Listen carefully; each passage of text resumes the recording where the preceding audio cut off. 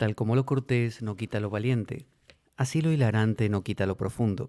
Y dado que la vida es un juego, aquí comienza La espada de Damocles, la ficción más real que puedas concebir. La espada de Damocles es un programa que por mera falta de objetividad cree ser diferente. Personajes mitológicos salidos de los más profundos avernos, leyendas escabrosas y sin sentido, curiosidades inquietantes e inútiles, historias antiguas malversadas por nuestra incapacidad de entendimiento, y cuentos carentes de profundo significado. También pretenderemos sin el menor éxito entender al ser humano en toda su dimensión. En suma, si quieres desperdiciar tu vida, aquí comienza La espada de Damocles, la ficción más real que puedas concebir. Puedes descargar nuestros programas grabados a través de nuestra web www.espadaweb.blogspot.com.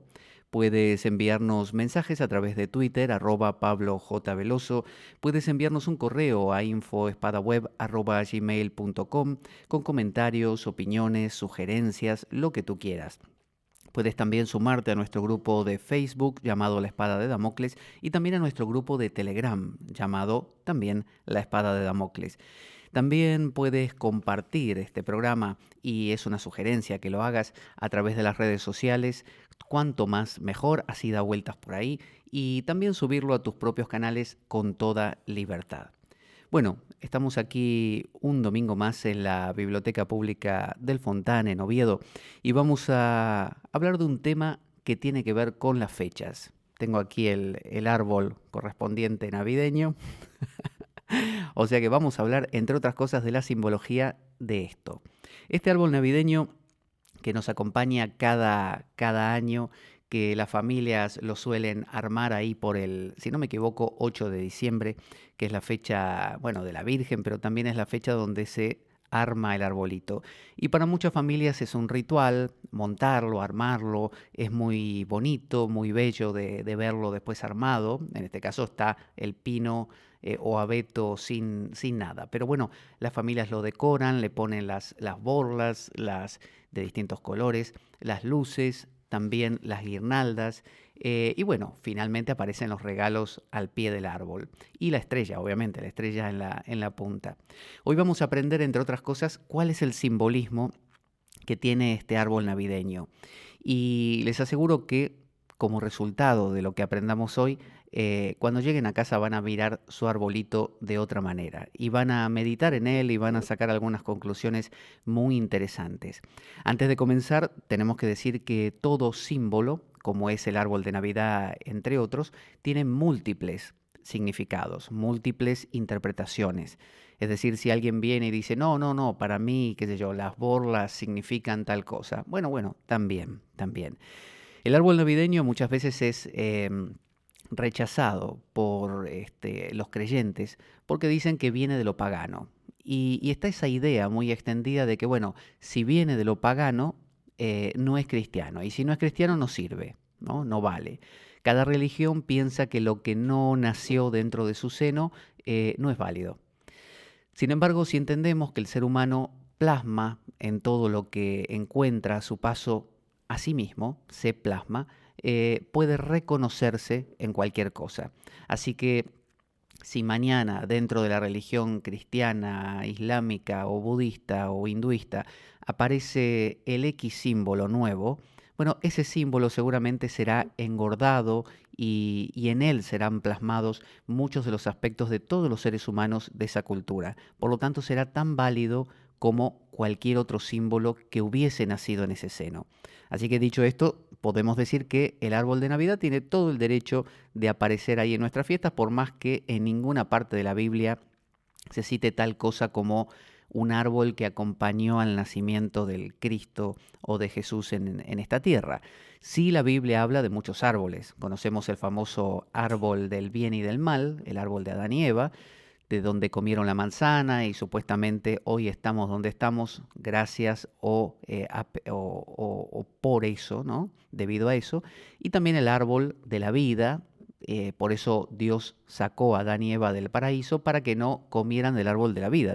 Decía Dios, si ya comieron del árbol del bien y del mal, y descubrieron lo que es bueno y lo que es malo, imagínate si comen del árbol de la vida, van a vivir por siempre. Entonces los voy a echar antes de que se coman los frutos de ese árbol también. Así que el literalismo suele ser uno de los males, siempre hablamos en este programa, de nuestro tiempo. Decir un árbol es un árbol, nada más. Y la gente dice, bueno, es un símbolo navideño. Y lo mata ahí, no hay más. Símbolo navideño, es una especie de cosa que nos hace acordar que viene la Navidad, pero en sí mismo no tiene ningún valor. El ver la vida simbólicamente, la palabra simbólico tenía que ver, es lo contrario a diabólico, que era dividir, bueno, simbólico era unificar, es unificar, traer a este símbolo o recordatorio de una fecha, la fecha navideña, un montón de elementos que nos pueden enriquecer, ¿no? Es decir, que esto puede hacer referencia a muchas cosas.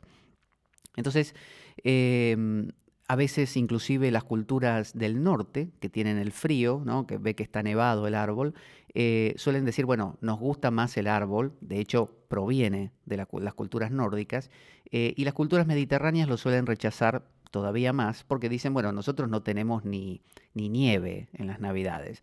Cosa graciosa, en las Navidades, por ejemplo, en Latinoamérica, de donde soy yo, de la Argentina, hacemos también el arbolito navideño, le ponemos algodón para que parezca que tiene nieve, cuando en realidad hace un calor impresionante, porque estamos en el hemisferio sur, en las Navidades hace calor, es verano. Entonces estamos muertos de calor, pero haciendo un árbol como si tuviera nieve. Y el familiar a veces que se disfraza de Papá Noel la pasa bastante mal, porque Papá Noel va preparado para un invierno nórdico, más o menos para Noruega. Y en la Argentina hace calor, y en los otros países del hemisferio sur también. Así que el pobre pariente que se disfraza de Papá Noel, digamos que adelgaza unos cuantos kilos con el sudor que genera. El árbol que se utiliza para la Navidad suele ser, nosotros tenemos la idea del pino, pero en realidad es el abeto. El abeto. El pino es como una especie de sustituto del abeto, pero el árbol original que toma la base para el árbol navideño y que es el portador del mayor simbolismo es el abeto. El abeto tiene la característica de ser un árbol de hojas perennes, es decir, permanentes. Vieron que los árboles normalmente se le caen las hojas. Viene el otoño, se le caen las hojas. Viene el invierno y están ahí pelados. Luego viene la primavera, empiezan los brotes y el árbol nace otra vez. Bueno, el abeto se mantiene todo el año con su follaje, con sus hojas, no las pierde. Eso nos da ya un indicio de que el árbol abeto, árbol navideño, representa la capacidad de mantenerse. Es algo que no decae, ¿no? Es un símbolo, por lo tanto, de algo trascendente, porque nos muestra no la variación de la vida, lo que va y viene, las estaciones del año, las edades de un ser humano que decae. El abeto no decae. Es un símbolo, por lo tanto, que va a empezar a hacer referencia cuando lo miramos a lo que no decae, que es Dios, ¿no? El infinito, lo supremo, lo trascendente, lo no dual. Tiene un verdor permanente. De ahí viene esta idea del verde como sanador, ¿no? Como poder de la naturaleza que nunca se agota. Bueno, en el abeto se manifiesta esto todavía más. Si la naturaleza es regeneradora, en el abeto parece no decaer. El abeto es un árbol que usted lo mira hoy y lo mira en cualquier estación del año, está igual, está igual. Además, es un árbol que crece y se mantiene con estas hojas en latitudes nórdicas donde ningún otro árbol sobrevive. Es el único árbol que vive tan al norte y no vive de una manera, como le digo, escuálida. Vive lleno de color, lleno de verde. Uno puede ver bosques enteros de este árbol en zonas sumamente inhóspitas, donde están a veces casi cubiertos de nieve y los tipos están ahí aguantándosela. Tiene un carácter, por lo tanto, polar. Es el árbol más nórdico que existe. Uno puede ir atravesando toda clase de vegetales y árboles y cuando se acabó todo, ahí está el abeto. El abeto está aguantando ahí al norte. El norte, para los antiguos, tenía que ver con una especie de idea de que ahí, en el norte, donde nadie puede vivir porque hace mucho frío, donde las nieves son eternas, viven los dioses. Viven los dioses, vive Dios, vive aquello que no es humano. Aquí en el valle, donde hace un poquito más de calor, bueno, vivimos los seres humanos, porque somos más débiles, ¿no? Ya acercándonos a las laderas de las montañas, que empieza a haber esa nieve, ya vemos que hay menos especies vivas y finalmente en las cimas de las montañas es donde viven los dioses, porque se entiende que ellos pueden vivir porque nosotros no. Entonces el norte es siempre un símbolo de lo trascendente. Se decía que había unas civilizaciones primordiales llamadas hiperbóreas, que significa más allá de esa línea nórdica, ¿no? Entonces, la tradición es llamada tradición polar, polar. De ahí viene la figura de la estrella polar. Vio que uno en el árbol navideño, yo he dibujado aquí uno con mis dotes de dibujante inexistentes, un árbol navideño, que ahí se ve en la cámara. Arriba, aquí arriba, vemos la estrella polar, clásica que le ponemos al arbolito. ¿Por qué le ponemos esa estrella polar? Bueno, porque representa la estrella polar, justamente. En el cielo nórdico uno mira hacia arriba y siempre ve en el centro una estrella, que es inamovible. Todas las demás giran, las constelaciones, pero esa no se mueve. Entonces, es el ojo de Dios. Los hindúes también, el ayata, le llaman, ¿no? El no nacido. Ese es. Esa estrella se llama ayata, es la estrella polar. Para las culturas nórdicas, esa estrella representa lo que no cambia. Todo se mueve menos eso. Aquí hay variedad en el valle de pajaritos, conejitos, no sé, renos, lo que uno quiera, personas, pero ahí arriba no. Ahí arriba solo sobrevive la nieve eterna y en la cúspide está la estrella polar como símbolo de aquello que no cambia y que es por eso mismo la esencia de todas las cosas. Poquito más abajo está el abeto. El abeto es como el último que llega ahí cerca, por lo tanto es como un emisario, ¿no? Es como una especie de Juan el Bautista, el anunciador de lo supremo, el que está cerca de Jesús, pero no es Jesús, ¿no? Ese es el abeto. Entonces, hoy en día los polos se están descongelando. Vio que ya esas nieves eternas, ¿no? Fíjese que la nieve es un agua que todavía no se descongeló. Cuando el agua se descongela, fluye. La vida fluye. Y la nieve, por lo tanto, es un símbolo de lo trascendente. La nieve es un símbolo de lo retenido, de aquello que todavía no se expresó. Entonces, siempre que vemos nieve en las simbologías, nos hace referencia a aquello que todavía no se ha manifestado, que no se ha convertido en los 10.000 seres, como dicen los chinos. Entonces, esas nieves eternas en la cúspide del Machu Picchu o no sé, de la Concagua o del Monte Meru para los hindúes, los Himalayas y todas esas cosas, esas nieves eternas son la morada de los dioses, o el Monte Olimpo también, porque justamente ahí está lo quieto y lo unificado, lo que no tiene diversidad. Entonces, hoy en día los polos se están descongelando, es decir, se está perdiendo ese contacto de una manera un poco más ya sincrónica, se está perdiendo el contacto, está desapareciendo de nuestra imaginería la idea de ese motor inmóvil que decía Aristóteles, ¿no? Del primum mobile. Entonces el abeto es el símbolo del límite. Él está en el límite. Más allá de él está lo trascendente, lo que no tiene forma. Más acá de él estamos nosotros. Entonces el abeto es el precursor. Es la última cosa que podemos ver antes de que venga lo que no podemos ver, lo que es demasiado grande. Por lo tanto, decimos que es como Juan el Bautista, es el que no es capaz o digno de desatarle las correas de las sandalias a aquel que viene, ¿no? Nosotros podemos reflejarnos en Juan el Bautista como que es uno de nosotros, se parece. Podemos ver en él o a través de él, así como él pudo ver al ungido, al Mesías, al Cristo, bueno, nosotros también podemos. Ese es el abeto. Es como una lupa que nos permite ver lo trascendente. También es el verde del abeto, el siempre verde, es el color, como dicen, de la esperanza, de la espera, justamente, del adviento, ¿no? El advenimiento. Ese periodo que los cristianos respetan, que es el adviento, que son unas semanas antes del advenimiento del Cristo, de que de la estrella polar descienda ese ungido, ¿no? Y aparezca en nuestro mundo, que venga alguien de eso trascendente a habitar al mundo de los nuestros. Esa espera está simbolizada también por el verdor de este árbol. El verde representa esa espera gozosa. Y también el aguante, porque hay que aguantar, hay que esperar que nazca ese niño dentro de nosotros, hay que esperar que se dé. Es como esperar la gracia divina. Cuando viene, viene, ¿no? Cuando la mente descubre o cuando el ser se revela, ¿no? Es esa actitud pasiva del místico que sabe que tiene que esperar, como las vírgenes que esperaban al novio en los evangelios. Es esperar. Ese es el color del abeto. Y el abeto hace eso, está ahí paradito, aguantándose el frío, se fue del mundo, se fue del valle, de la comodidad, está ahí en el borde, como el Juan el Bautista, la voz que clama en el desierto, arrepentíos, ¿no? Y volved. Bueno, él está ahí. El abeto representa eso. Cuando lo tenemos en nuestra casa, en las Navidades ahí puesto, nos hace acordar de la fuerza y la solidez de aguantárselo todo, toda aún la nieve. Él está impregnado de la nieve, de eso trascendente, ¿no? Entonces es la figura de Juan el Bautista.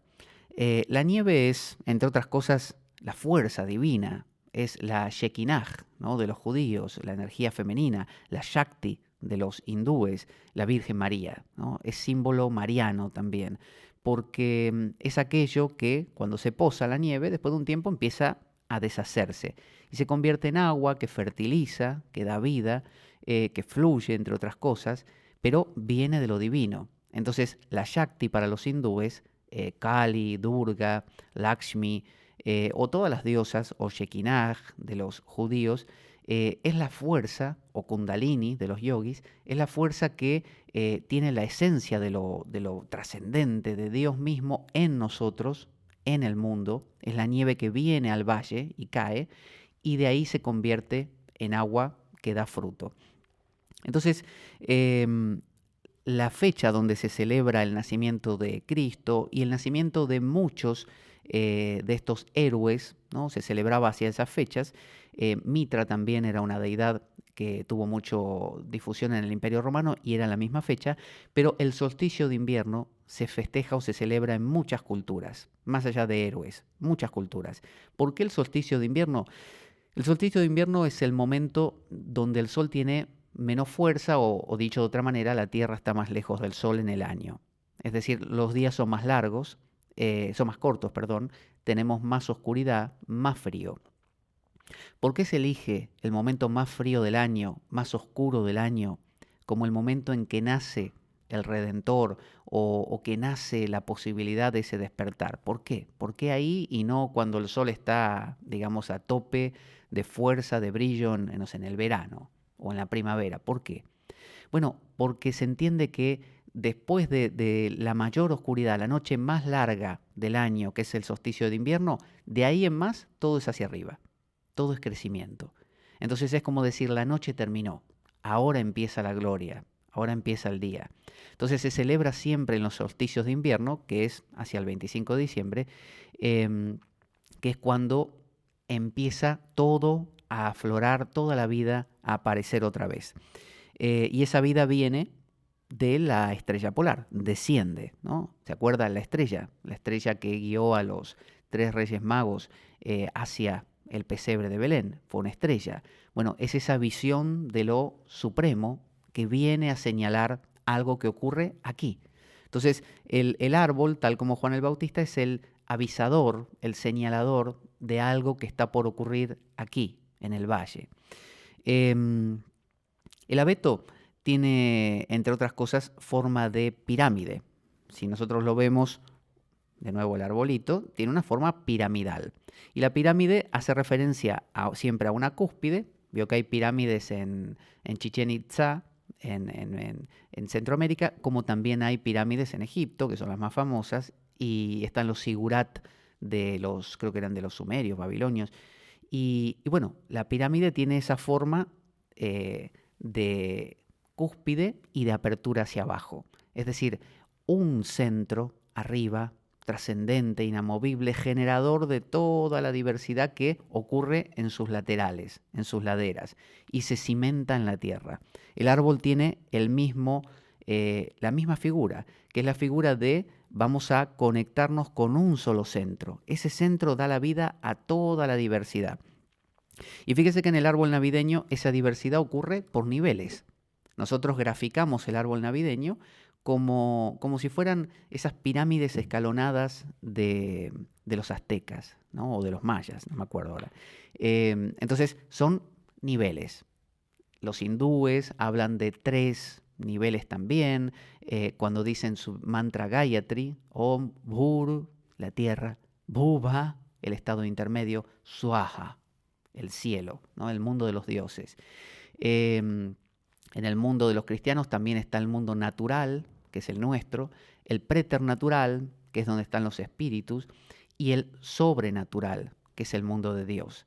Entonces, el abeto, con sus distintas escalones, esos que tiene, que puede tener bastantes, pero bueno, a nosotros lo solemos representar así como con 3 simbólicamente, y representan niveles de comprensión de algo. El nivel que está más cerca de la estrella, arriba, obviamente va a ser un nivel sumamente profundo. Pero fíjese que es el más pequeñito, además. Es el nivel más pequeño, porque hay que afinar mucho para llegar a ese punto. El nivel de abajo es el más ancho, ¿no? El que abarca más, el que tiene más hojitas. Las hojitas somos nosotros, digamos, intentando adherirnos a alguna de esas ramas.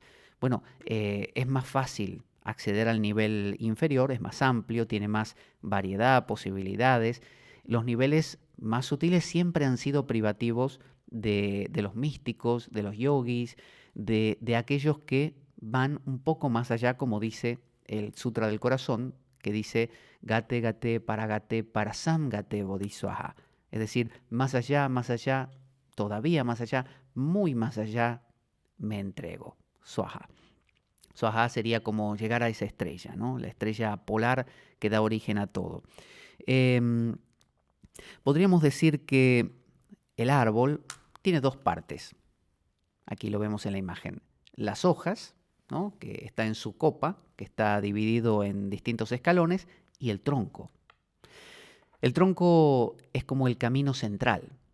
Los yogis y también los judíos, con su árbol de la vida sefirótico, dicen que existe un canal central, los yogis le llaman el sushumna, los cabalistas le llaman el canal central o el canal de la armonía, del equilibrio, y luego tienen otros 2 que se corresponden con los 2 pilares del templo de Salomón, las 2 columnas que son Hakim y Boaz, que tienen que ver con el pilar del rigor masculino y el pilar de la misericordia femenino.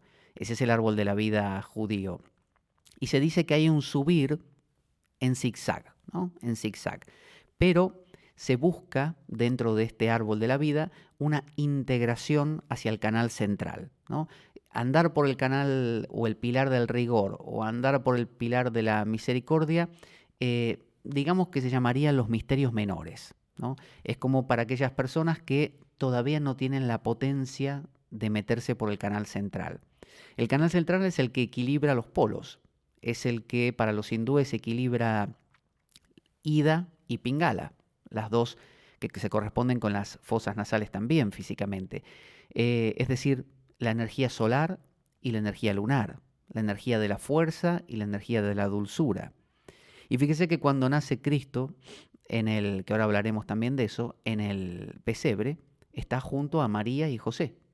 Y José, obviamente, es símbolo del sol, símbolo de lo masculino, símbolo del pilar del rigor, de la fuerza, ¿no?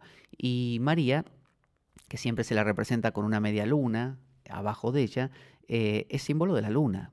Ella es la energía femenina, es el Ida de los hindúes y José es el Pingala de los hindúes.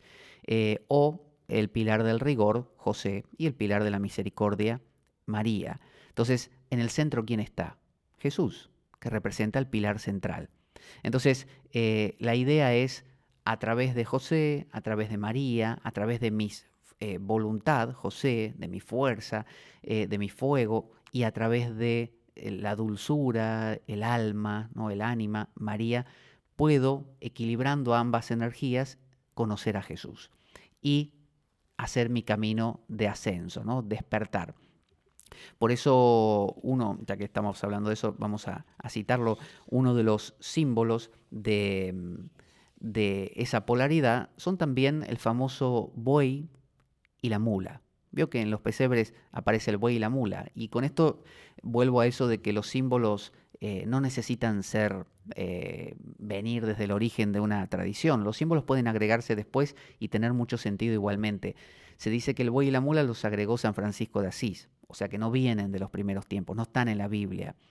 Y sin embargo, tienen una correspondencia, porque desde siempre el asno, que es la versión distorsionada del caballo, el caballo es solar, el caballo es potente, ¿no? El caballo es fuerte, libre, eh, él corre ahí por las praderas, pero el asno es el domesticado y estéril al mismo tiempo, ¿no? Es el domesticado por los hombres.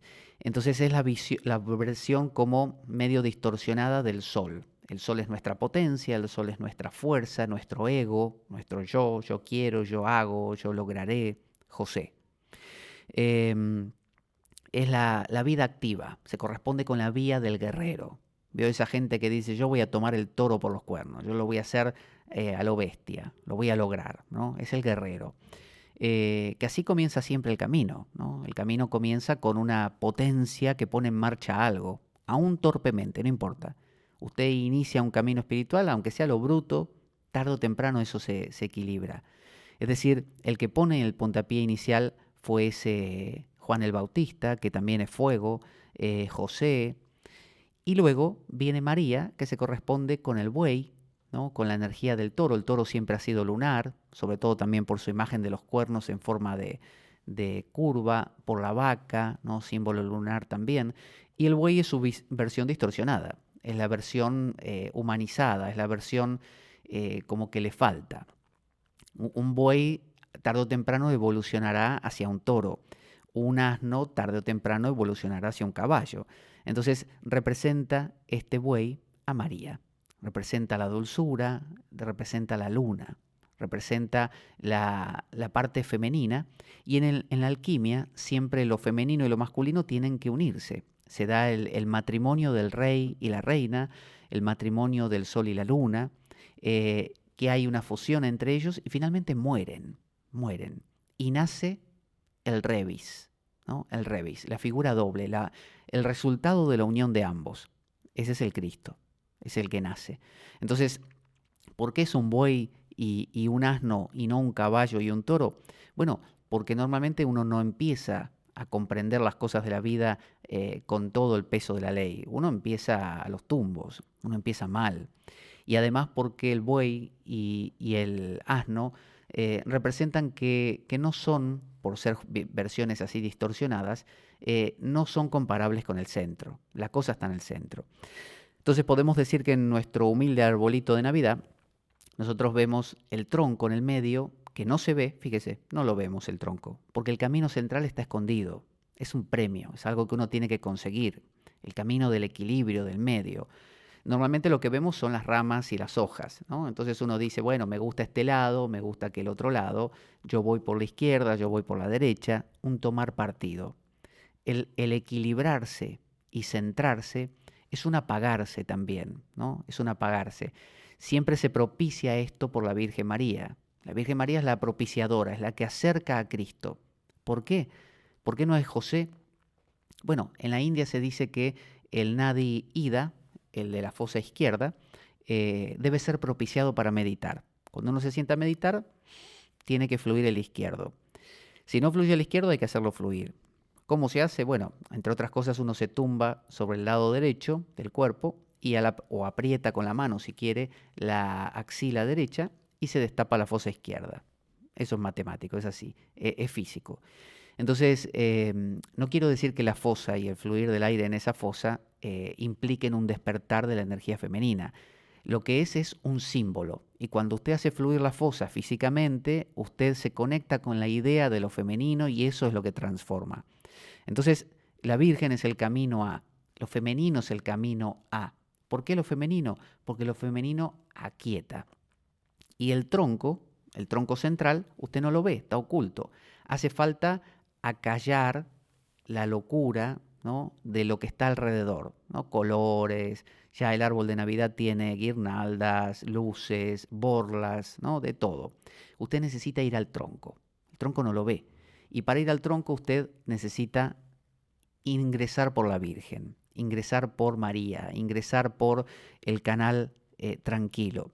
Esto se relaciona un poco con ese episodio de los Evangelios donde está Jesús descansando y están las hermanas, Marta y María, y Marta está ahí que cocina, que le prepara esto y lo otro, y que lava los trastos, los platos y todo, friega. Y María está ahí mirándolo a Jesús nada más. Está ahí sentada, quizá masajeándole los pies o mirándolo. Y Marta se queja ante María y le dice, María, ¿por qué no me vienes a ayudar? Y de hecho le dice a Jesús, ¿por qué no le dices que María venga a ayudarme en lugar de estar ahí como, no sé, como en babia mirándote? Y Jesús le dice, Marta, Marta, María ha elegido la mejor parte. Es decir, María es el buey. María, en esta historia, representa el canal, la vía contemplativa, las de los místicos que se ponen a meditar, que bajan su intensidad. Marta es la vía activa, es la vía de los que cambian el mundo, de los guerreros, ¿no? Es la vía de José, ¿no? La vía de Juan el Bautista, ¿no? Que Juan el Bautista, fíjese, tuvo que morir y José, el padre de Jesús, tuvo que desaparecer también, que murió, desapareció de la historia, no sabemos nada, solamente es la Virgen la que persiste. Es decir, puso la simiente, dio el puntapié inicial para que nazca Jesús, aunque no puso la simiente porque fue el arcángel Gabriel, pero digamos, simbólicamente fue el toque masculino y propició que la Virgen María estuviera todo bien después del sueño que tuvo y bla, bla, bla, y después desapareció.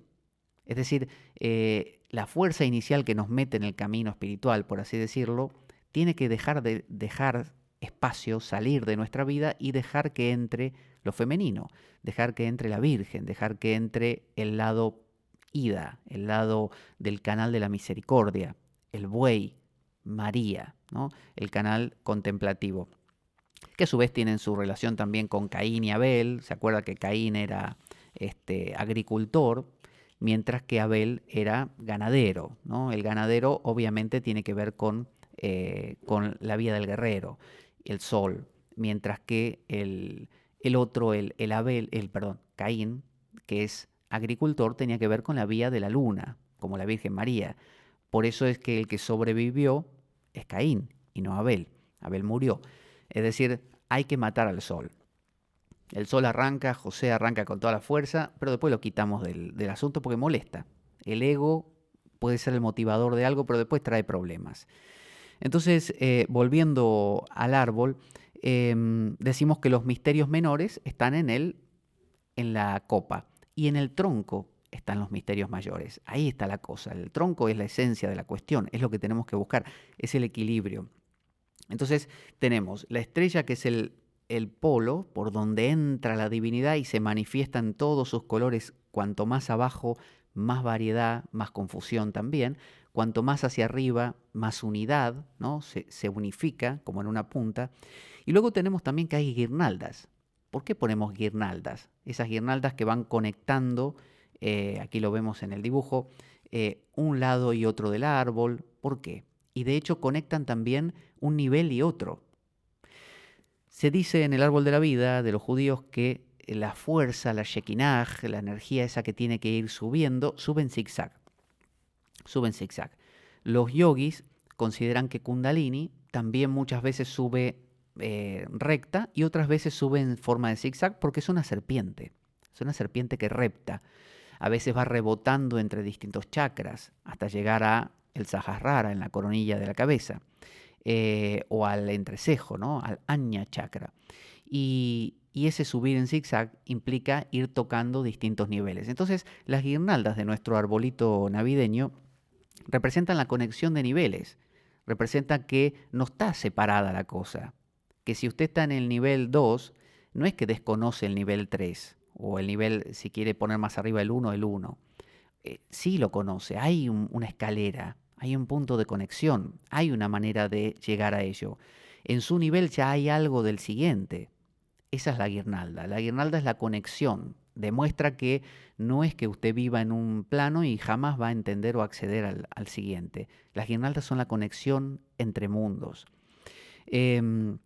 Así como, y además son en espiral, ¿no? Muchas veces van en espiral, en zigzag, pero como va rodeando el árbol, forman una espiral. Quizá eso es la vida, es una espiral que va dando vueltas alrededor de un centro y cada vez se acerca más a ese centro. Y cuando llega arriba, la guirnalda muchas veces se engancha en la propia estrella de la cúspide, de la copa del árbol. Es decir, que es como seguir un camino, vio como el mago de Oz que dice, sigue el camino del ladrillo amarillo y llegarás, ¿no? Bueno, de la misma manera, seguir la guirnalda, seguir el camino hacia la estrella. Eh, los niveles que tiene el árbol, que decíamos que eran 3, pero que pueden ser muchos más, dependen de cada tradición. Los cabalistas ponen arriba Keter, que se llama la corona, Keter. Luego ponen Jokmaj y Binaj, ponen distintos niveles más. En el centro ponen a Tiferet, que representa el sol, y abajo del todo, en este pie que tiene el árbol, que todos los árboles nuestros tienen un pie, una base, está Malkut. Malkut significa el reino y es el plano cotidiano de todos los días. Los yogis le llamarían Sahasrara, el loto de los 1000 pétalos arriba, los distintos chakras que son 6, y en el fondo estaría Muladhara, ¿no? Que significa el adhara, el soporte de la raíz, mula. Fíjese, un simbolismo súper de árbol. Eh, y se entiende que Kundalini, que vive ¿dónde? Aquí abajo, ¿no? En la parte de abajo está Kundalini, la potencia está en la base, en nuestra vida cotidiana, está aquí. Dicen los filósofos, los alquimistas, que la piedra filosofal está aquí. No tienes que ir a buscarla en ninguna parte, la tienes por todas partes. Es decir, eres tú. A donde quiera que vayas la llevas, donde quiera que mires, ahí está. Solo hace falta el puntapié inicial de José, ¿no? Lo masculino de Juan el Bautista, y la, luego la difuminación de José para que María nos calme, nos tranquilice y nos permita acercarnos a Jesús, al tronco del árbol, ¿no? Al camino central del árbol sefirótico, que tiene 10 séfiras. El árbol de los judíos tiene 10. Los chakras, según la tradición, los hindúes le ponen 6 y el séptimo el Sahasrara. Los chinos y tibetanos varían en la cantidad también. Luego también hay frutos. Veo que uno le pone al arbolito, le pone borlas, ¿no? O bolitas, como uno le quiera llamar. Aquí están dibujadas de una manera muy esquemática. Estas bolitas de colores vienen rojas, vienen verdes, vienen azules, plateadas, doradas, de todos los colores. ¿Y qué representan? Representan los frutos de cada nivel. Uno en cada nivel tiene experiencias místicas, tiene, no sé, intuiciones, tiene despertares, ¿no? Tiene experiencias agridulces en algunos casos. Entonces, el color de cada bola se corresponde con, por ejemplo, si es negra, es una nigredo, es una experiencia oscura, difícil de ese nivel. Porque recuerde que la alquimia tiene 7 procesos, ¿no? Que van como nigredo, albedo, rubedo y todos los intermedios. Eh, y esto ocurre en cada nivel. Cada nivel tiene su nigredo, cada nivel tiene su rubedo, cada nivel tiene sus citrinitas y así. Entonces, en cada nivel usted tiene sus bolas. Y el árbol tiene alrededor para ponerle varias en cada nivel. Entonces, representan los frutos que usted va obteniendo. Por eso digo agridulce. A veces son fantásticos y se eleva usted a las cúspides del misticismo y otras veces está hundido en la noche oscura del alma. Entonces, esas son las bolas. Hay un fruto ahí en cada uno. No solo las guirnaldas lo van haciendo subir o bajar, ¿eh? A veces uno va para abajo, a veces va para arriba. A veces se mueve lentamente, a veces se detiene durante milenios ahí, en un punto. A veces se queda cerca de una bolita y no pasa de esa. La bolita roja de la pasión y se quedó en la bolita roja de la pasión del nivel 2. Y ahí se quedó durante toda la eternidad. Entonces, también tenemos, decíamos, el eje central y abajo, ¿qué aparecen? Que lo tenemos aquí se ve mejor. ¿Qué tenemos aquí? Los regalos. ¿Eh? Abajo están los famosos regalos navideños. ¿Por qué ponemos los regalos al pie del árbol? ¿Por qué están al pie del árbol? A veces algunos ponen regalitos pequeños colgados de las hojas, que bueno, representan lo mismo que las bolas. Representan frutos, ¿no? Resultados. Pero los de abajo, ¿Por qué esos grandes, los importantes, los que usted quiere ir a encontrarse ahí de pequeño, la bicicleta o lo que le hayan regalado? ¿Por qué están abajo? Bueno, porque representan los frutos aquí, aquí, en el mundo de todos los días. Es decir, usted pudo haber subido hasta arriba del árbol y llegó a la estrella polar. Genial. Cruzó la línea del abeto, disolvió a José, se ayudó con María, ambos dieron paso a Jesús, ¿no? Porque vio que Jesús dijo en un momento, cuando la madre lo vino a visitar con los hermanos, dice, ¿quién es mi madre y quiénes son mis hermanos? Dice, los que hacen la palabra de mi padre, cumplen la palabra, son mi madre y mis hermanos. Quiso decir, ya no hay madre y hermanos, ¿no? Ahora soy yo, el eje central. Entonces, ya lo hemos hecho, ya subimos, le dimos vuelta a la guirnalda, obtuvimos resultados con las distintas bolitas. Las luces, fíjese, las luces que antes eran velas, ahora son luces eléctricas que parpadean, representan los niveles que se van iluminando. Nosotros iluminamos todo el árbol a la vez, pero imaginemos que esto va subiendo poco a poco. Es decir, quizá usted iluminó hasta el nivel 2, otro iluminó hasta el nivel 5, o quizá usted iluminó hasta arriba, pero no se acercó al centro. Entonces hace falta que vuelva a dar una vuelta más, esta vez más cercana al tronco, y otra vuelta más cercana al tronco, y así puede tirarse milenios, ¿no? Acercándose cada vez más a ese Jesús, ¿no? Porque siempre hay un José más sutil y una María más sutil que usted se encuentra, que lo llevan hacia un Jesús más sutil, y un José más sutil y una María más sutil que lo llevan, y así, más y más y más y más y más cerca de ese centro. Supóngase que usted ya llegó a la estrella. Llegó arriba, clavó la banderita y dijo, me iluminé. Que no es así, si uno lo dice así no se iluminó, pero supóngase que usted llegó a las cúspides de la trascendencia. Bueno, luego hay un descenso, siempre hay un descenso. Los hindúes y también el árbol de la vida cabalístico implican un subir y un bajar, ¿no? Tiene que haber un subir hasta Keter, la corona, pero un bajar a Malkut. Ese descender, por un lado está, y estos regalos están simbolizados por el Cristo naciendo. Ese es el regalo. Y, y uno de los personajes que tienen que ver con esa imaginería, que como le digo, no necesita venir de los primeros tiempos ni aparecer en la Biblia, se sumó después. De hecho, la misma empresa, sabemos, Coca-Cola le dio el color rojo, es nuestro amigo Santa Claus, Papá Noel, San Nicolás o como usted le quiera llamar.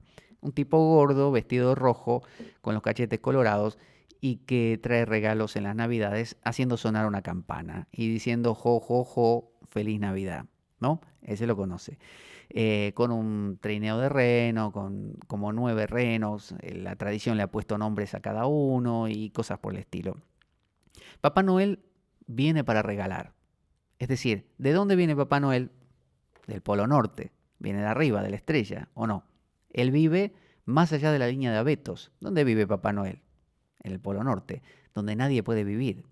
Él es un emisario, alguien que viene, es un Cristo, alguien que viene de donde nadie puede estar, ¿no? Es el avatar, el que desciende.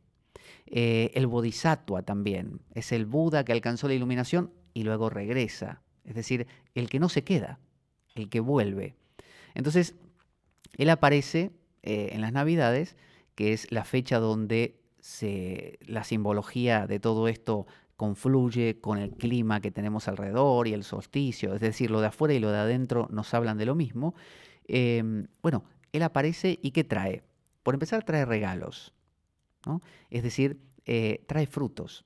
Cuando la décima viñeta de los 10 toros del Zen, aparece el gordo ese que vuelve del mercado contento con su rastra de chorizo, su odre de vino y aceptando regalos y cositas que le van dando a los chicos y dándole cosas a los chicos también, cosas que encuentra. Ese es Papá Noel. Esa es la figura de Papá Noel. Y es gordo. Y es sonriente.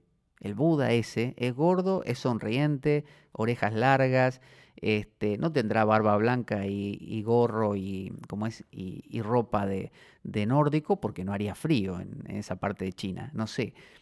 Pero la figura es la misma, es la figura del que regresa, el contento, el que viene a regalar lo que aprendió, el gurú, ¿no? Es aquel que captó algo profundísimo y lo viene a compartir. Pero no le da el regalo a todos. Usted sabrá que cuando era pequeño tenía que escribir la carta a Papá Noel, mandarla al Polo Norte, que usted nunca supo cómo sus padres la lograban mandar al Polo Norte, o si había un cartero que llegara al Polo Norte, ¿no? Pero bueno, se la llevaban a Papá Noel y si usted se portaba bien, tenía los regalos.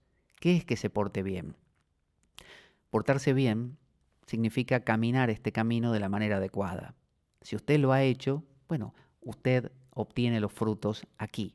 Los frutos son paz, armonía, bienestar, amor, compasión, ¿no? Son los frutos de una vida realmente con profundidad, con sentido y con trascendencia. Esos son los regalos de Papá Noel, que aparece sonando una campana, se anuncia, ¿no? De la misma manera que se anunció con la estrella, por ejemplo, eh, o con el arcángel que apareció ante los pastores y les avisó, os ha nacido un Mesías, vayan a saludarlo. Es decir, hay un anuncio de que se vienen los regalos. Uno sabe que ha llegado a esa comprensión, uno sabe que ha resuelto tal cosa, uno sabe que ha subido un nivel, que ha resuelto alguna cosa, ha comprendido algo, ha dejado atrás un cierto automatismo que lo torturaba, ahora hay un premio, hay unos regalos. Y están también no solo en el nivel en que uno esté, están al pie del árbol. O sea, uno puede estar en el nivel más profundo de la mística, pero aquí en lo cotidiano, en la vida de todos los días, uno lo encuentra. No es que porque uno esté volando en la cima del árbol, uno ni se entere de que hay gente. No, los resultados, los regalos están aquí, en lo cotidiano. Uno lo puede sentir en el contacto con mi amigo, mi familia, el otro. Cambio todo, todo mi ser, mi cuerpo, mi sociedad cambia. Entonces, eh, Papá Noel vive en el polo. El polo es el suñatá, es el vacío, ¿no? Acuérdese, es bueno, eso, el suña, el nirvana, el brahman, ¿no? El absoluto. Eh, ¿Por dónde entra Papá Noel a su casa? ¿Por la ventana? No, entra por la chimenea. ¿Por qué entra por la chimenea Papá Noel? Que usted siempre se pregunta cómo hace un tipo así de gordo para meterse por la chimenea y no acabar negro después de 5 chimeneas. También, pero bueno, el tipo entra por la chimenea. La chimenea en las casas simbólicamente representa la conexión con el canal central, con el cielo. Se entiende que lo que hay arriba, hacia donde va el humo, es hacia el cielo, hacia los dioses. Siempre se quemaban en las hogueras ofrendas a los dioses. ¿Por qué? Porque subía la cosa. Entonces, hoy en día lo hemos perdido, no tenemos chimeneas en las casas, la gran mayoría, entonces hemos perdido esa especie de simbolismo inconsciente, que no es que la gente lo estuviera pensando, pero ya estaba metido en sus tuétanos. Hoy en día no lo tenemos. Entonces, él se mete por la chimenea y desciende por la chimenea. El tipo baja y aparece aquí, en la vida cotidiana, nuestra, en nuestro hogar, en el seno de lo cotidiano, y nos deja los regalos ahí. Eh, entonces, es alguien que desciende por el canal central, desde la estrella misma. Eh, y los regalos son, obviamente, si hay méritos. ¿Y a quién se los regala? A los niños. Les regala a los inocentes. Dejad que los niños se acerquen a mí porque de ellos es el reino de los cielos. No es que sea de los niños. Básicamente debería decir de los que son como los niños, ¿no? Habla de la inocencia, no del infantilismo. No es ser naif, no es ser superficial, no es ser infantil. Es ser inocente, inocente. Entonces, aquel que se conecta con el canal central se aleja ya de las pasiones de José, se aleja ya de las concesiones de María y se conecta con ese canal central. Es una persona que es como un niño, es inocente. Ese Buda gordo y ese Papá Noel es un niño. Uno ve al Papá Noel o al Santa Claus y es el aspecto de un viejo aniñado, ¿no? Igual que la 10ª viñeta de los toros del Zen. Es una figura, se entiende que el iluminado, el despierto, no es un tipo que se toma las cosas en serio. Es un tipo que hace lo que tiene que hacer, si tiene que retar a otro lo reta, pero en el fondo sabe que todo es maya, todo es ilusión. Es decir, hace que hace, pero en realidad no le importa, como el famoso rey Janaka de la India antigua, que había alcanzado este estado de despertar y sin embargo seguía siendo el rey de, creo que era Mitila, me parece. Y bueno, él era rey, desempeñaba todo, tomaría decisiones, mandaría hasta sentencias de muerte, pero él sabía de qué iba la cosa. Entonces seguramente no sería un tipo serio con cara de haberse chupado 2 limones. Tiene cabello blanco, Papá Noel. Cabello blanco en el tarot, por ejemplo, representa siempre la sabiduría. Y en todas las culturas antiguas el viejo es el sabio, menos en la nuestra. En la nuestra el viejo es el inútil.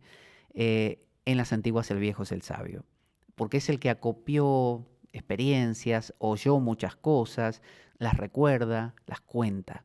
Bueno, el Papá Noel también es un contador de historias, es alguien que viene a contarnos cosas, eh, y tiene además una barriga. Es muy notoria la barriga de Papá Noel y tiene un cinturón que se lo pone con una hebilla inmensa a la altura del ombligo. Y bueno, el ombligo es donde en realidad es el centro del cuerpo. Vivir en el centro del árbol, en el tronco, en el canal central, en el canal de la armonía de la cábala, en el sushumna de los hindúes, transitar ese canal, haber equilibrado ida y pingala, significa vivir en el ombligo. Cuando una persona se ríe, desde la cabeza, se ríe, no sé, jejejejeje, ¿no? Que es una risa media como maléfica. O jijijiji, una risa media tonta. O jaja, es una risa más del pecho. Pero cuando uno se ríe, jo, jo, jo, a carcajadas, pero realmente es una risa umbilical. Es una risa que proviene de las vísceras. Ahí te estás riendo, pero no lo pensás, no podés controlarlo. Es una risa que te puede. Es la risa de todo tu ser. Entonces, un iluminado se ríe con el ombligo. Entonces, por eso esos budas con ombligos, con vientres prominentes, bueno, el Buda el chino de las 10 toros del Zen también, que en las primeras viñetas no tiene ese vientre, lo adquiere después. El Papá Noel, entonces, con esa barriga tan grande, que bueno, uno dice cómo pasa por la chimenea, pero bueno, se las arregla igual para pasar. Y el árbol, fíjese que también tiene una proyección hacia abajo, que es la raíz, que no lo vemos, está debajo de la tierra. Entonces, los mundos también están sucediendo, que es como un árbol invertido, es una pirámide en lugar de hacia arriba, hacia abajo. La raíz del árbol es como el árbol que continúa por debajo. Así que hay un árbol vertical y debajo de ese justo hay un árbol hacia abajo. Es decir, que la vida no acaba en lo que vemos, sino que hay más. La raíz del árbol tiene un mundo. Los nórdicos, con sus distintos cielos y un arco iris que conectaba todo, que se entendía que era el que conectaba, con diferentes infiernos, vio eso de infiernos, purgatorio, cielo, ¿no? O los hindúes también con sus infiernos, que tienen varios, el mundo cotidiano, distintos cielos, ellos tienen el cielo de Vishnu, el cielo de Shiva, y ninguno es permanente, hay una interacción continua en todo eso, por lo tanto uno no anda solamente por la parte de arriba del árbol, a veces anda por debajo. De hecho, Cristo descendió a los infiernos antes de ascender a los cielos, es decir, uno tiene que bajar también a la raíz del árbol, no es solamente quedarse por arriba, por la copa y por lo divertido. Así que los mundos inferiores son eso, son un reflejo invertido. Hay personas que se quedan viviendo bastante tiempo en los mundos inferiores. Em, Luego, ¿qué tenemos? Santa Claus los regalos los trae, acuérdense, a Malkut. Malkut es el reino, ¿no? Venga a nosotros tu reino, Malkut, así se dice en hebreo, y los trae aquí a lo cotidiano. Eh, ¿Qué más nos queda? A ver, los animales del pesebre lo vimos, y en el fondo el pesebre es una figura de cueva. ¿Dónde nació Jesús? Fueron a la posada, no había espacio, tuvieron que ir a un pesebre. Un pesebre es un lugar, una cueva, básicamente. Dice la tradición que era eso, una cueva. Había animales, como dijimos, es decir, un ámbito primordial, no el ámbito de urbano, de gente y todo. Era el ámbito pagano, el ámbito de los bosques. Pagano significa el que vive en los bosques, ¿no? Urbano es el que vive en las ciudades. Entonces, Inicialmente los cristianos vivían en este mundo pagano y después se volvieron urbanos. Los papas empezaron a asumir estos nombres, Urbano II. Entonces, la caverna es un lugar de concepción, de cocción. Es el matraz, el alambique, el atanor de los alquimistas donde se cuece la obra, ¿no? Es decir, ¿dónde pasa todo en nosotros? En nuestro interior, en este mundo de pensamientos, de emociones, ahí se va cociendo algo, ¿no? A veces se cuecen cosas terribles, otras veces más agradables, esas bolitas que vamos viviendo, que no ocurren solo en la Navidad, ocurren todo el año. Pero bueno, esta época lo refleja más fehacientemente, exteriormente también, con su solsticio. Entonces, esa cueva representa el vitriol de los alquimistas. Es visita interior a terrae no, visita interior a terra rectificando invenies occultum lapidem. Visita el interior, tu interior, ¿no? Tu mundo interior de imágenes, de emociones, de angustias. Visita eso. Visita interior a terra, tu mundo interior, rectificando, ¿no? Corrigiendo, aprendiendo a comprender cómo es la armonía de estas cosas, invenies, descubrirás, occultum lapidem, la piedra, lapidem, oculta, ¿no? La piedra filosofal, descubrirás al Cristo. El Cristo está ahí, hay que ir a buscarlo. El ángel vino, que es la campana de Papá Noel, de vengan a por los regalos, los que se lo merecen, vino el ángel y les dijo a los pastores, ahí están haciendo el Mesías. Y los pastores podrían haber dicho, no, o con el frío que hace nos quedamos acá. Y fueron a ver. Entraron y descubrieron. De la misma manera, los tres reyes magos anduvieron ahí dando vueltas. De hecho, tenían que seguir la estrella, tenían que seguir justamente el canal central, pero se distrajeron, si se acuerdan la historia. Ellos se fueron a Jerusalén y hablaron con Herodes, porque la estrella los iba llevando, pero ellos vieron la ciudad de Jerusalén y pensaron, bueno, si van a ser el Mesías, ¿dónde van a ser? En Jerusalén, obviamente. En lugar de pensar, deberían haber seguido la estrella. Pero bueno, pensaron y tuvieron que dar un rodeo más largo para poder llegar finalmente al pesebre. A veces uno pensando, ¿no? Demasiado José, ¿no? Demasiado fuego, demasiado sol, lo lleva a uno a perderse. Vale más el camino de María, que es un camino más sensible, de menos pensamiento y más experiencia de las cosas. Así que bueno, hemos recorrido el árbol navideño, de manera que cuando usted lo ve ahora en su casa, va a ver otra cosa. Va a haber hojitas que significan cosas, niveles de su árbol, la estrella arriba, las guirnaldas, las borlas, las luces, el tronco, el malcut abajo con los regalos que por algo está, un Papá Noel que por más que le parezca que lo inventó Coca-Cola y todo eso, tiene una simbología que le podemos atribuir y por lo tanto nos vale de mucho, como el avatar, como aquel que viene a traer o a anunciar también. Así que bueno, ya cuando mire su árbol lo va a mirar con cariño, no lo va a mirar como antes, como que, bueno, es una cosa que hacemos y la hacemos inclusive para que los chicos se entretengan. Le cuento y le recuerdo que nuestro programa ahora se retransmite por Ahora 3J Radio, una radio online. Es tan simple como entrar en su página www.ahora3jradio.com y bueno, ahí ve los horarios en que nuestro programa se emite. También le recuerdo que nuestro programa carece de sustento económico externo, de manera que si quiere entrar en iBooks y en el apartado que pone PayPal, dejar una donación haciendo de cuenta que me invita un café o la suma que quiera, se lo agradeceré muchísimo porque nuestro programa realmente le viene muy bien. Y si tiene alguna duda al respecto, puede comunicarse a infoespadaweb@gmail.com y le aclararé cualquier duda.